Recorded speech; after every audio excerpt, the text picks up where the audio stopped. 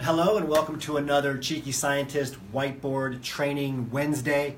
I'm Isaiah Henkel with Cheeky Scientist, and today we're talking about LinkedIn networking shortcuts. Now, why am I putting shortcuts in quotes? Because I don't like the word shortcuts in general because it means that you're not doing something with a high level of quality.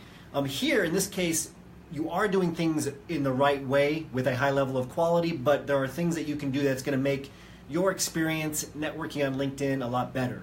Now these are shortcuts specifically for PhDs who are ready to get start their job search and who are looking to transition into industry jobs. What do I mean by industry jobs? I mean jobs that are outside of academia. It could be for a large public company, private company, nonprofit, but anything outside of academia. And when it comes to networking, you need to be doing it on LinkedIn. LinkedIn is no longer a nice to have, it's a must have when it comes to getting a job, especially a PhD level job, and I'll tell you why. There's a lot of data that shows that recruiters, employers, hiring managers, when they're looking for quality candidates, they're going to LinkedIn almost twice as much as anyone else. There's a great a study, it was really a survey that was done by CareerBuilder, and what they were trying to do is show people that CareerBuilder was the best place to go for high quality candidates. But the survey showed that where people really go in terms of employers, where employers are going for high quality candidates, they go to LinkedIn twice as often as CareerBuilder, which was second in line. And they still publish the survey, and so I love anytime there's a survey or a study from a company showing that another company actually beat them, because CareerBuilder was probably like, oh well, we're never going to beat LinkedIn, we're going to publish this anyway. So what does this mean for you? It means if you want a high quality job, go to where employers are looking for high quality candidates, LinkedIn, right? And you got to start networking. Now here's something else that a very few people, especially PhDs, understand. Employers very often don't pay for like the advanced LinkedIn, right? They're not paying for LinkedIn Recruiter. They're just using LinkedIn like you or I would use LinkedIn to get a job. But instead they're searching for candidates on LinkedIn just using LinkedIn's free platform. Now why does that matter? What does that mean? It means that the only people that are going to show up in an employer's search are people that are in the employer's first, second, or third degree network. So what does that mean? It means that you need to get into as many people's networks as possible. Now that doesn't mean that you go on LinkedIn and you just click the connect button over and over. That's actually something you should not do. It's a big mistake because LinkedIn now, they're very strict with spamming people. So if you're just clicking connect to people and like 5 people in a row don't accept your connection, LinkedIn's going to put you in their sandbox. In other words, they're going to limit your account. Now, sometimes the number changes. They have an advanced algorithm for this. But basically, if you just keep clicking connect to people and they don't connect back with you, you're in trouble. This is why you should always send a note with your connection requests. And that's number 2. Note-driven connections. Note-driven connections. Now, both on mobile and on desktop, it's a little bit different how you do this, but when you click the connect button, it'll say, do you want to add a note? Yes, add a note. The easiest thing to add into the note, and I'll talk more about this later, is where you met the person, how you came across their profile. Give them a reason why you're connecting. If you saw them talk or something, you saw something they posted online, that's easy. If you're just cold contacting them, that's fine. At least read their LinkedIn profile and mention something on their profile. Give them a reason. They're much more likely to accept when you do this. In fact, there's a couple of different surveys and studies show they're like 95% likely to connect with you if you give them a reason why you're connecting. Okay, so send a note. It's very important. Now, if you send a note and they don't connect, don't freak out. Don't think, oh, this doesn't work. It's likely they're just not logging into LinkedIn. Right? As job candidates, you'll log into LinkedIn far more often than somebody who has a job already. Okay, very important to understand. Let's go back up to number 1 here. This is something a lot of us miss. There is a recruiter button on LinkedIn, and we have been posting about this. We have an article about it. I'll be posting about it on this page later this week, but essentially there's a button on LinkedIn. If you go up to the top of your LinkedIn profile under careers, under jobs, and it has like a little briefcase icon, click that, then click career interests, right? It's like a sub-menu that pops up, and then under career interests, you're going to see a little button you can slide to the right that says, let recruiters and employers know you're looking for a job. Most of us have not done this. Again, go to the jobs icon, the little briefcase in the top right, a sub-menu will open up that says career interests, and then there'll be a little button you can slide to the right that will tell recruiters, employers, people that you're looking for jobs. The nice thing about this, especially if you're a PhD, is that it doesn't alert your PI. It doesn't alert your academic advisors, your thesis committee, universities. Nobody else is going to know that you're looking for jobs. It's something that LinkedIn will send to their preferred recruiters and employers. Right? And you can also fill out information on that page that says why you're looking for a job, what kind of jobs you're looking for, etc. So you have to do that. So that covers 1 and 2. Number 3, write your own intros and recommendations. Most of us, we try to make networking as easy on ourselves as possible, and that actually makes networking harder. It makes it longer, right? If you want the shortcut way to do it, if you want the best quality and fastest way to get introductions to people who can give you referrals, to get recommendations, write your own recommendation. Right? Some of us, I guarantee you, I had this happen in graduate school. I asked for a recommendation from one of my thesis committee members, and they said, okay, yeah, write it for me, and then I'll read it and sign it.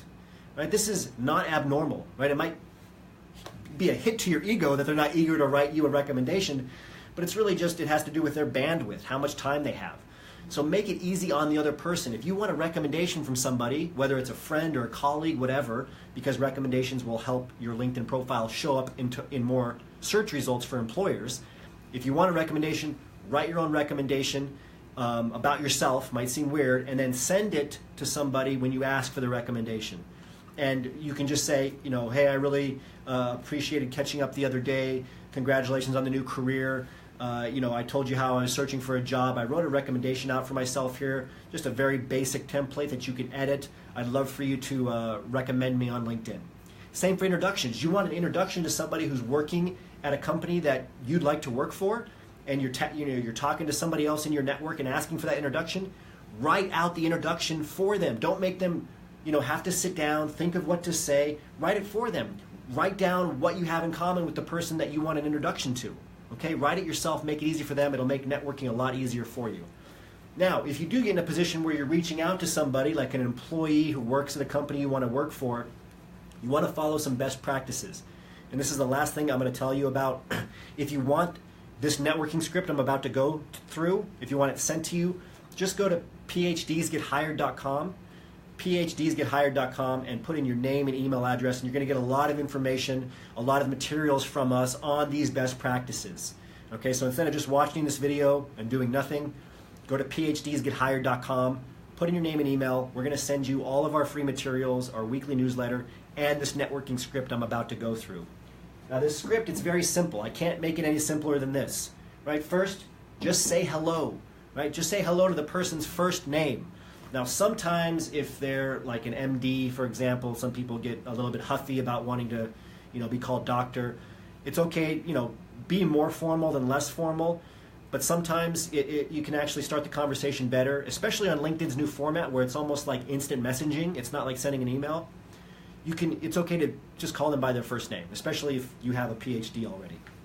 So say hello, and then give them a reason, because that's the most important thing. For the first line, tell them right away why you're writing them. Now this could be the message that you send out during your connection request, or a message you're sending somebody that you're having your network but you haven't really talked to. Always use the word because. Because is very powerful. There's a great book called Influence. I think it's The Power of Persuasion. It talks about how this word, more than any other word, has been shown with actual scientific studies to move people to action. What's the action you're trying to move them to? To connecting with you, to writing you back. So tell them why. Why are you writing? It could be as simple as you met them at an event, a conference. You saw them speak. You saw something online. You read something on their LinkedIn profile. You saw them that they were in the same LinkedIn group as you. Just give them a reason. It doesn't have to be the perfect reason, but it has to be a reason. Number 2, I enjoyed or congrats. Okay, this is how you add value. We talk a lot about this. There's a lot of ways you can add value. Small ways, not something you need to overthink. You can congratulate them on a recent promotion, on getting the job that they have now. Even if they got the job a year or two ago, you can still say congratulations on the job. Read something on their LinkedIn profile. Look at their history that shows up on their LinkedIn profile now. See the post that they're liking and commenting on. You can mention this stuff. Say, I enjoyed your comments on this post. It's that simple. Add value in this way. Show appreciation. It's the easiest and best way to add value. Then your name. This is my name. And then a PS. Right? In the PS, It's a great place to ask a question. Don't make the mistake when networking of just making a statement. If you make a statement, there's no incentive to respond. Ask a question and make it an easy question to answer. Literally make it a yes, no, good, bad type question that leads to that simple kind of response. Okay, so what do you think of this? Do you like it? Good idea, bad idea, yes, no, this kind of stuff. And you do it in the PS because the PS is actually the second most read part of any message overall, especially with emails. Like the first most read part of an email is the subject line. Second most is the PS. Because when you get an email from somebody, one thing that you naturally do, you instinctively do, is you scroll to the bottom to see how long it is, to see how much mental energy you're going to have to invest to read it. What's at the bottom? The PS. Okay, with LinkedIn, it's even more important because there is no subject line anymore. It's just the hello line. So they're going to go right to the bottom. That's the first line they're going to see because it moves like a thread because it's more like instant messaging now. So ask a good yes-no question there. Hopefully this helped you. These are quality shortcuts. If you have questions about networking on LinkedIn, please ask them in a comment on this post where you're seeing this video. Remember to go to phdsgethired.com. Put in your name and email if you want to get all of our free materials on transitioning into an industry job. I will see you next week with another Whiteboard Training Wednesday video. Thank you.